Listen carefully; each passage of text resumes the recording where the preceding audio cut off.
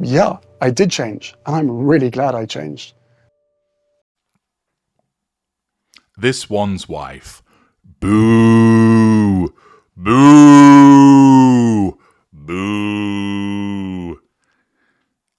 Apparently, boos have been heard. Now, interestingly, you probably are aware that the suggestion has been made that Harry and this one's wife were on the receiving end of some booing in Canada.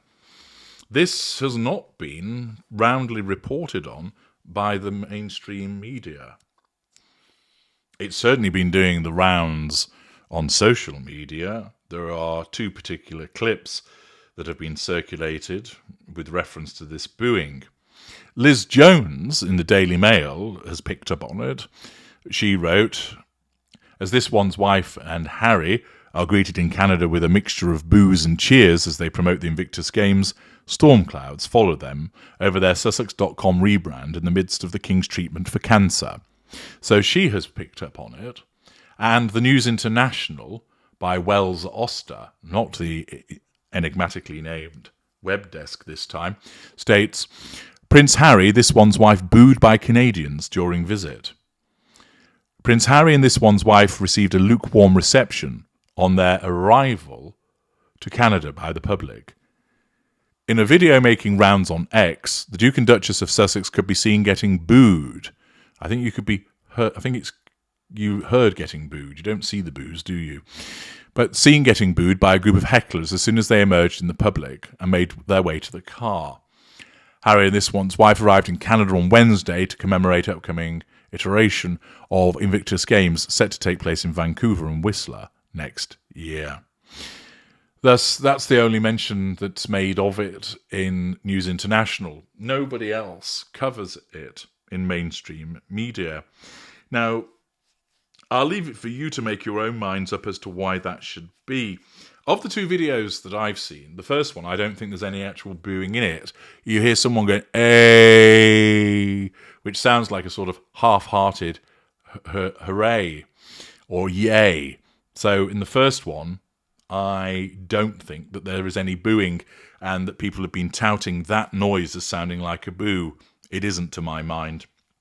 There's a second video where they are leaving in a car, and of course, despite the clear security concerns that this one and this one's wife have, after all, the Taliban may still well be gunning for him, and she's very concerned that hordes of middle-aged white women might turn up and throw tomatoes at her, she just has to ensure that the window is once again wound down on the car so everybody can get to see her. And it is in that video that there sounds like there's a sole individual giving them some boo action. I very much doubt that she will have heard it, as there's cheering going on, and of course she's in a motor vehicle which is making its own noise as well.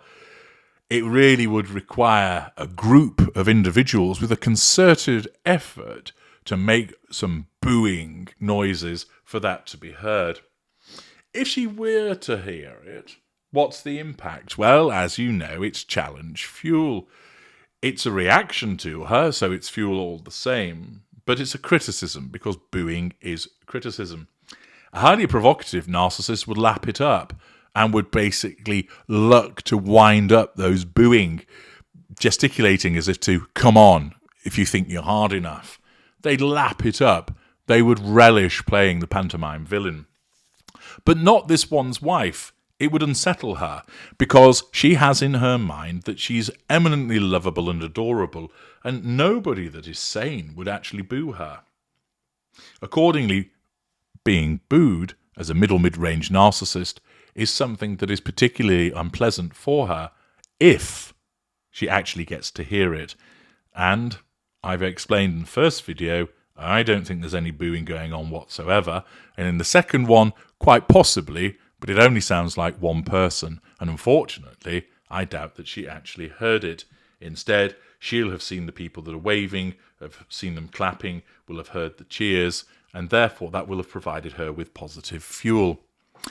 Of course, if there was widespread reportage about this issue of booing, she may well pick up on that, and that would amount to more challenge fuel. But as I've just explained to you, there only appears to be 2 news outlets that have made any reference to it, possibly because the other ones have reached a similar conclusion to that of myself, namely, there's only 1 video possibly showing it and it's not particularly loud. It was of greater note, of course, when they turned up at the service of booing outside St. Paul's Cathedral. That was audible, and you could tell it was more than 1 person. And also you could tell that this one's wife and Harry heard the booing as well. Perhaps more of that needs to be provided.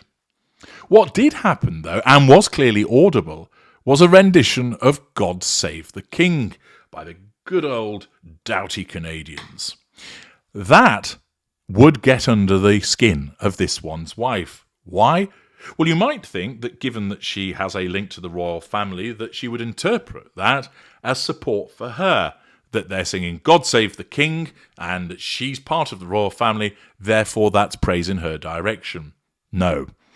Her narcissism will be irked by that, and thus she will be irked by that because it's a threat to control, because it's about the king, who's currently painted black. It's not about her. They're not singing God Save the Duchess or issuing a rendition of a Beyoncé song with reworked lyrics to reflect how wonderful this one's wife is. They're singing about King Charles, and therefore it's about somebody else. And as you really do know by now, the narcissist can't stand for it to be about other people rather than them. Accordingly, the lack of booing, or the sole booer, isn't really going to have any impact upon this one's wife. The lack of reportage thereafter, although it is all over social media, will not have had much impact either. What actually will have had impact upon her is the fact that a number of Canadians very clearly and distinctly can be heard singing God Save the King.